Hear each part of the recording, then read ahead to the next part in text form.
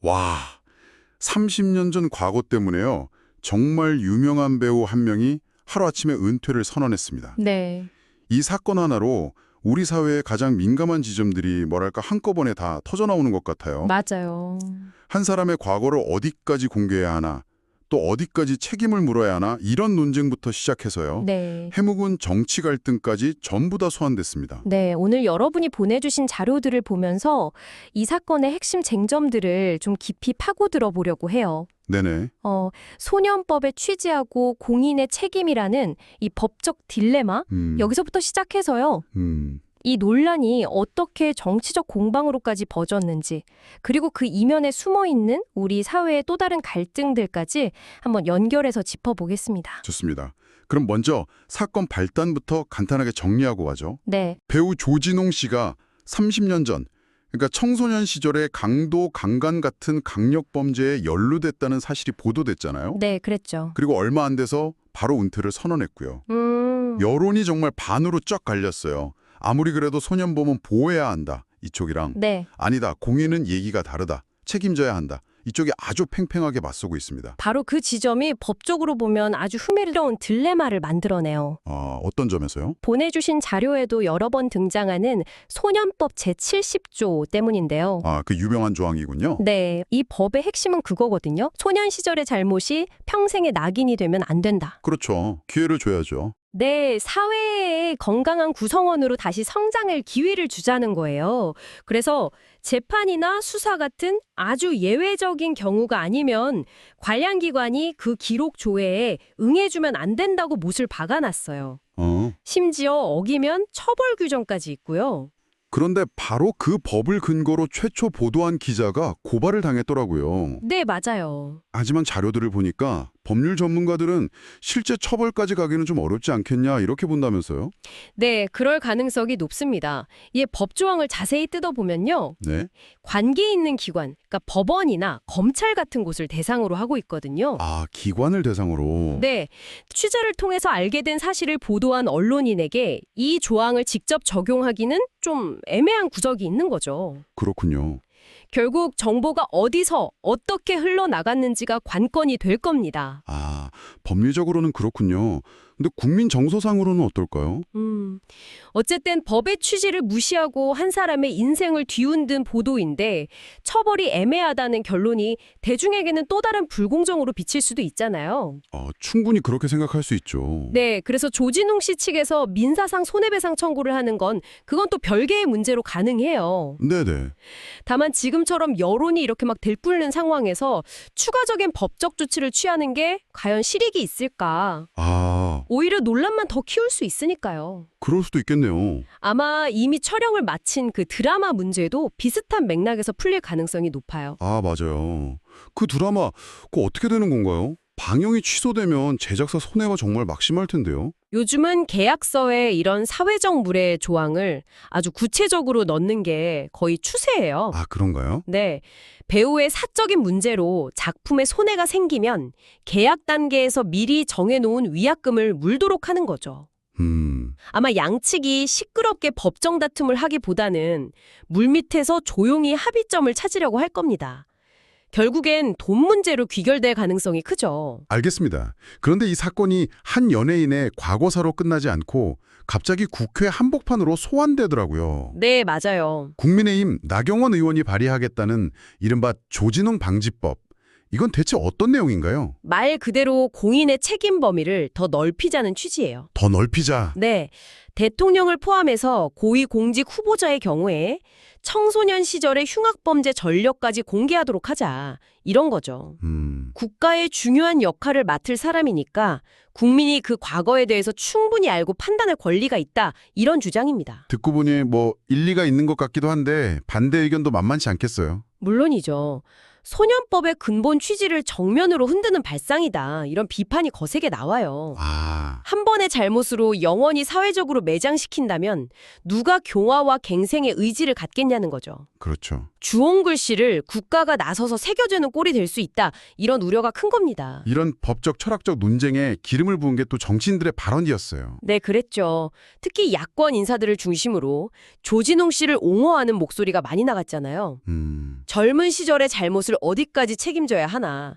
이건 사실상 생매장 시도다. 이런 발언들이요. 바로 그 지점에서 대중들이 가장 민감하게 반응하는 이중잣대라는 비판이 터져 나온 거예요. 아, 이중잣대. 네, 여러분이 보내주신 자료에도 많이 언급되는데 사람들이 즉각 다른 연예인들을 떠올렸어요. 맞아요. MC몽. 네, 예를 들어 병역 기피 의혹에 대해 무혐의 처분을 받고도 10년 넘게 방송에 못 나오는 MC몽. 그리고 유승준 씨도 있죠. 아예 입국조차 금지된 유승준 씨 사례와 비교하는 목소리가 굉장히 높아요. 왜 어떤 잘못은 감싸주고 어떤 잘못은 절대 용서가 안 되는 거냐, 이런 거죠. 듣고 보니 정말 그렇네요. 특히 이번 논란에서 가장 분노를 일으킨 지점 중 하나가요. 네.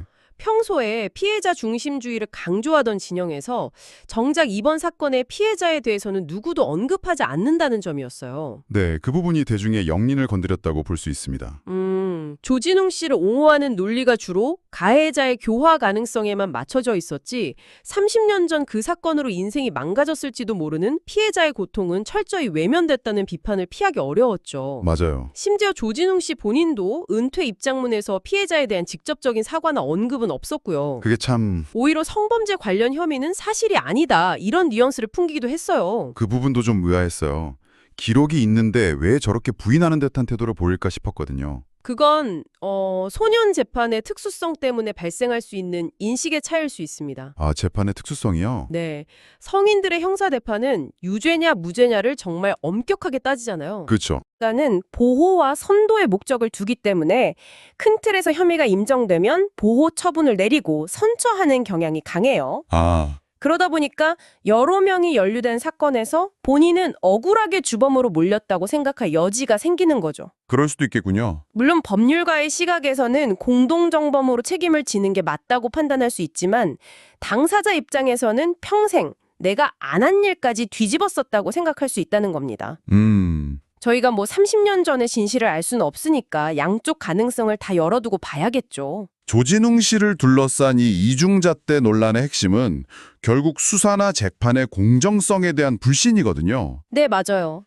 그런데 여러분이 보내주신 자료를 보니까 이런 공정성 시비가 지금 전혀 다른 분야에서 훨씬 더 큰 규모로 터지고 있더라고요. 네, 바로 통일교 특검의 편파 수사 논란이죠. 네, 정확한 연결점입니다.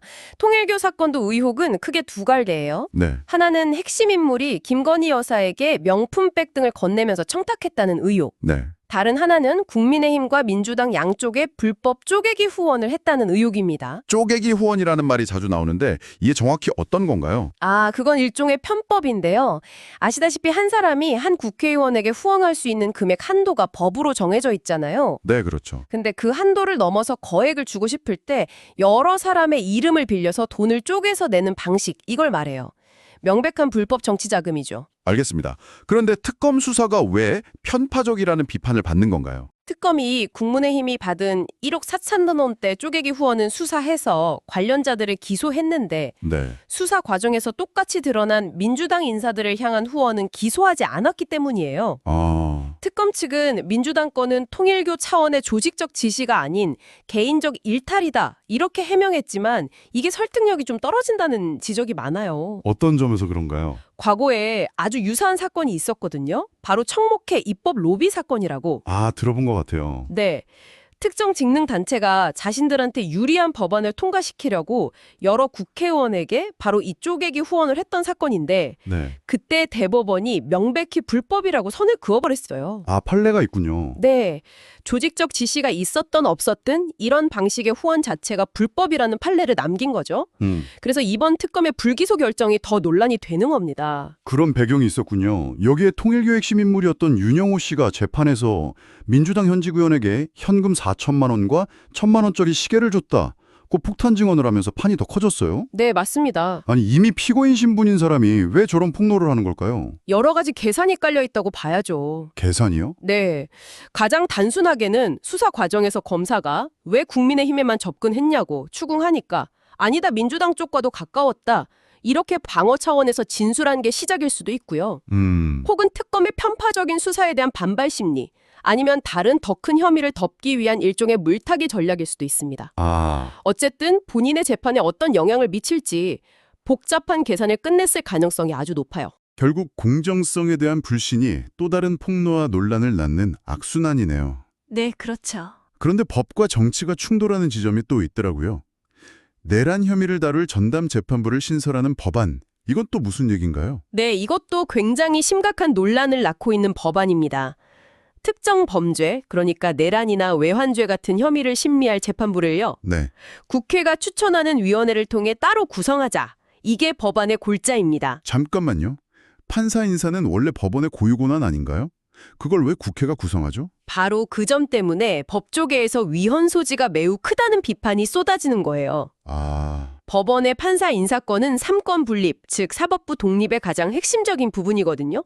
근데 이 법안은 사실상 정치권이 특정 사건을 다룰 재판부를 입맛대로 구성하겠다는 것과 다름없다는 거죠. 이건 정말 상식적으로도 이해가 잘 안 되는데요. 더 큰 문제는 따로 있어요. 또 있습니까? 네, 민주당이 이 법안을 추진하면서 만약 법원이 이 법안에 대해 이 법은 헌법에 위배되는 것 같다면서 위헌법률 심판을 제청하더라도 네. 관련 재판은 중단되지 않도록 하는 헌법재판소법 개정안까지 함께 발의했다는 점이에요. 그건 무슨 뜻인가요? 위헌일 가능성이 있어도 그냥 재판을 밀어붙이겠다는 건가요? 그렇죠. 위헌이라는 걸 스스로 알면서도 혹은 위헌 결정이 나올 걸 예상하면서도 그냥 강행하겠다는 의도로 해석될 수밖에 없어서 굉장히 이례적이고 위험한 상황이라는 게 법조계의 중론입니다. 와, 사법 시스템의 근간을 흔드는 시도라는 거죠. 한 배우의 30년 전 과거에서 시작해서 우리 사회의 법과 정치, 공정성의 민낯까지 들여다본 것 같네요. 네, 법의 원칙, 공인의 책임, 그리고 정치적 유불리가 정말 복잡하게 얽혀있는 문제들이었습니다. 결국 오늘 우리가 살펴본 모든 사건들의 핵심은 하나의 질문으로 모아지는 것 같아요. 어떤 질문이죠? 과거를 심판하는 현재의 기준은 무엇인가? 라는 질문이요. 30년 전 소년의 잘못, 몇 년 전의 정치 후원, 심지어 아직 일어나지 않은 미래의 내란 혐의까지. 법의 잣대가 아니라 현재의 정치적 유불리와 들끓는 여론이라는 잣대로 과거와 미래를 재단하려는 시도가 계속될 때 우리 사회의 예측 가능성은 어떻게 될까요? 이게 여러분이 보내주신 자료들 전체를 관통하는 가장 섬뜩한 흐름이 아닐까 싶습니다. 여러분께서 한번 곱씹어볼 질문인 것 같네요.